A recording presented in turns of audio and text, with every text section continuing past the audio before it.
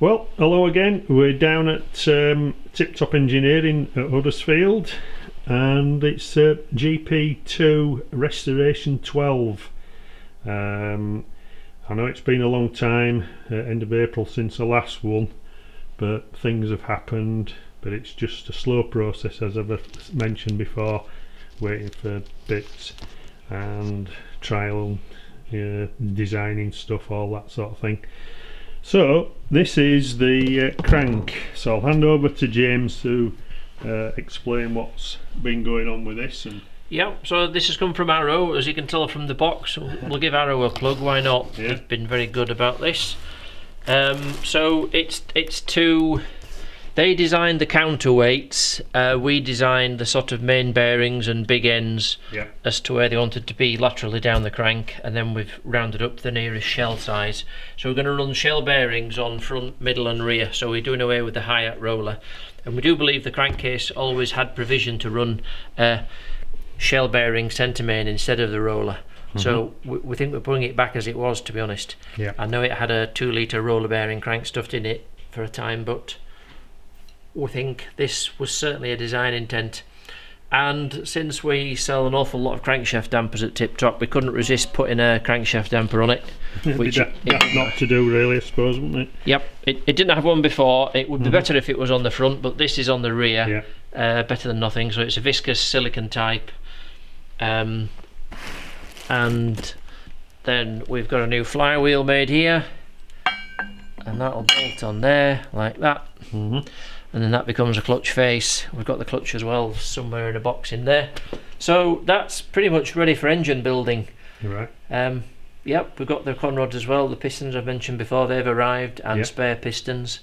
Ready to take the engine out the car. It's just plonked in at the moment as a dummy for weighing up supercharger location and steering box and things like that. Yeah. So of course last time the chassis was just pretty much bare. Yeah. We've got a little bit of bodywork just again for trialling on, and of course the back axle wasn't on last time either, so we can have a quick peek with the light in there. Yeah, so it's a Didion rear axle, and there's a spigot in the middle carrying a trunnion which takes the lateral load, but otherwise it behaves pretty much like a beam axle. Yeah. And we're reusing the old tail as it was, but there was a rather crude square hole in here for the fuel filler cap, and we were taking photos of lots of filler caps at Goodwood, so that we could get the right design of flip up, and Dave Ellison has supplied us with a magnesium casting for it, so that should be all nice little detail, and it's nice to base it on the other cars. It's nice to have them there to be able to get things like that right. Yeah. And of course now we've got the seat back and the seat. Yes, again we've reused this, but this bit is new. Again, they're just plonked in at the moment, but we'll be upholstering this and upholstering the seat bottom separately, because this is how the period pictures of it are. And then we'll be lifting this out, I expect, on a regular occasion to be able to get to the transmission. Yeah, as we mentioned before, you can change your ratios there, can't you? Yep. Fairly easily. The handbrake is designing itself somehow to fit between the seat. Here operating this, the handbrake master cylinder, very close at the other side of the seat with the gear linkage, but it's just about all fitted now. It can't have been on its original, or this bracket at least, because when you're in third gear you hit the dashboard with the gear lever. And we don't want a long bent over gear lever, because then when you're in second gear it's underneath your leg. So we shortened the gear lever back to its original length. The other one had been welded as well, which made us nervous. And we put an adapter plate, and we think it's in the right spot now. Very good. So looking up here now, we've got a new steering wheel, and yes, Will Mackenzie supplied us with that. It's just like the one that was on it before, so we presume that's correct. It's the same centre that it ran before, with a quick release mechanism, like both E-types have. And then we put a new piece of CDS tube in here. We quite like doing these little brazing joints where your pins are brazed in. Fraser Nash style, actually, that's where we got the idea from. So we've got a bearing in here, and then we've got another bearing 6 inches away behind the dashboard, Right.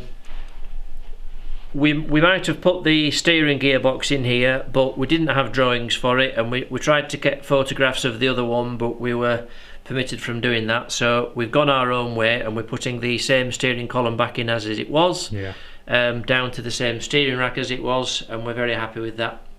But as a consequence, because we no longer have the dashboard up here, we're now mounting the dashboard off basically a chassis cross member. We've had to add this bearing in here, and hence the tubular support for it. Yeah. So that's a bit of adaptation there. I like all this geometry going on here. That's a nice bit of it's getting a bit like framework. a Maserati birdcage. Yeah. So they're just tacked in place for now, and then we'll take all the framework off, weld it, finish it, clean it up, and then paint it. And of course we can see the clocks, the new clocks that have arrived. Yeah, they're refurbished. There wasn't a lot wrong with them, but we've had all the faces now matching, and they've been checked over. Strangely enough, the oil pressure didn't have ERA written in it, and the boost gauge was blue like the early A and B type cars were. Thanks to Tony Stevens, he's been putting me right on a few details like what colour the faces should be. So more by look than judgment. Well, it was an intelligent guess, shall we say, that we went for silver faces. Some of them had red dials or red lettering on them, so that was a little bit easier. And we've chosen a distance here that I can get my knees under, and so can Jolly on. So it's quite a knees bent driving position, like all the ERAs seem to be. So you don't move the seat to suit different drivers. You just bend your legs more if you're tall. But then it has challenges of fitting your knees under here and catching your hips with your hands as you turn the wheel. So I think we've got the right compromise there. But little people like Jack will be looking through the steering wheel while he's driving. But there we are.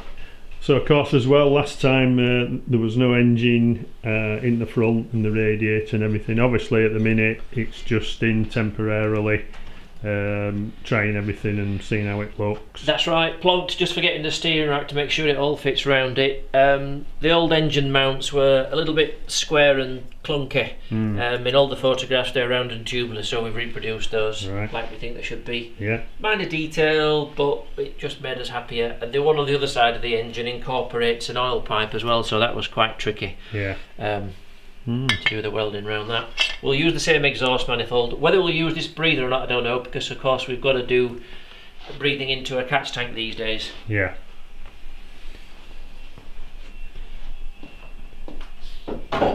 So it looks good with the radiator on, actually. Thanks to Tony Wilder for that. He was done a cracking job. That was one of the first jobs we did. Not sure it's original to this car. It might be that GP1 and GP2 swap some components at some time, because I suppose 3 times in their life they've been owned by the same people, and bits do get swapped around, I suppose. When it's actually got a maker's stamp of March 38, hasn't it? On the which is pretty cool. So either way, it's an old radiator. It's an old thing. So it's coming on, and while we're here, the brakes we're going for dual master cylinder brakes, so we can adjust the front and rear bias. There's the same size slave cylinders front and rear, and we do expect it to need front bias as most cars do, so we've got a smaller cylinder on the front, of course, and we can alter it around a little bit, and the linkage here we've made bespoke for it. That'll be below the floorboards.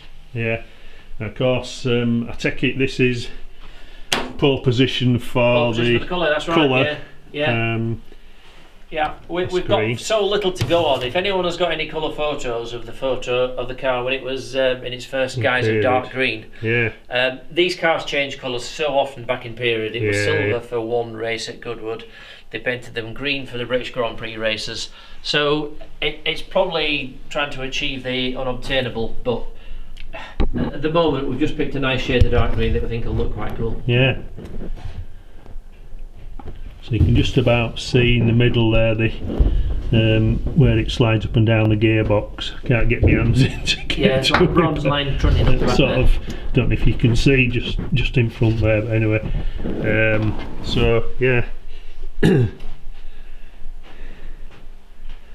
it's coming on, and there's a lot of design work which isn't done overnight, hence we do a lot of thinking,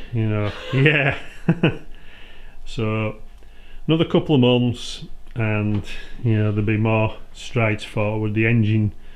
It'll be coming out pretty soon. We've got another manifold to design between supercharger and inlet manifold. Right. So Harry will be 3D printing that, and then we'll get it sprayed in ceramic and melt the plastic out and pour the aluminium in. Yeah. So East Coast Castings are doing that for us at the moment with the carburetor to blower manifold. That's due back any moment.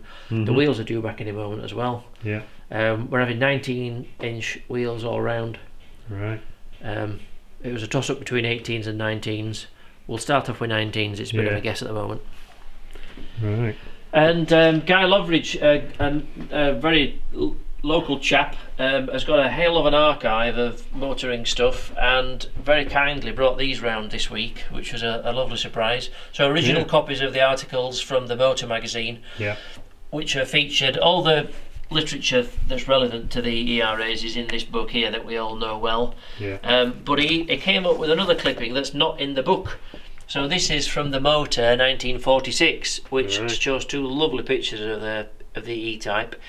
I can't remember the criteria, but Guy reckoned that this would be GP2, but I stood here now, I can't remember the logic behind it, but I didn't argue with him at the time. We both thought the same thing, but I can't remember. I can't remember what his defining feature was.